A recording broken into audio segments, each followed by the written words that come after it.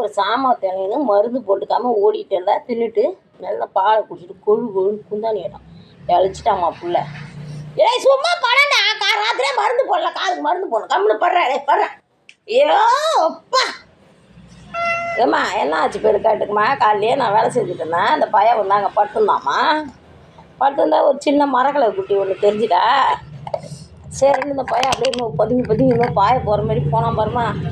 எதுக்கு அதை எல்லாத்தையும் கொச்சை மோந்து பார்க்குறான். கேடா குட்டி ஆட்டுக்கு படத்தில் சொன்னால நான் உன் காதை திருட்டுட்டேனே அப்படின்னு பார்க்கலாம்.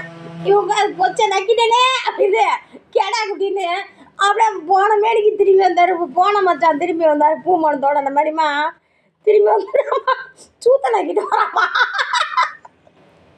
இல்லை நான் தான் சொல்லிட்டேனே வீட்டு வேலைலாம் முடியட்டும், 5 இடத்துல சொல்லி வச்சுருக்கேன். நல்லா அழகு குட்டியாக பார்த்து உனக்கு நான் பொண்ணு. அதுக்குள்ளே என்னடா போய் அங்கங்கே மோந்து பார்க்குறேன் நீ. இங்கே பாருங்க என்ன நீ நான் அங்கங்கே மோந்து பார்க்க காட்டுறா நெம்புனா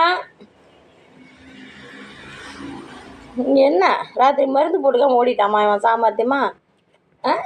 போய் மோந்து பார்த்துட்டு வராம்மா. இவன் மோந்து பார்த்து என்ன நல்லா இருந்துச்சா அது மோந்து பார்த்தியா?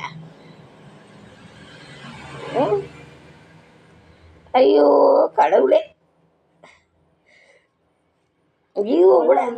இதுவும் கூடமா இந்த பூனை நாய் அதாவது செக்ஸ் லைஃபை திருப்தியாக கொண்டாடிடுமா. நான் தான் அதுலேயும் மட சாம்பிராணியே வந்திருக்கேன் போல இருக்கு.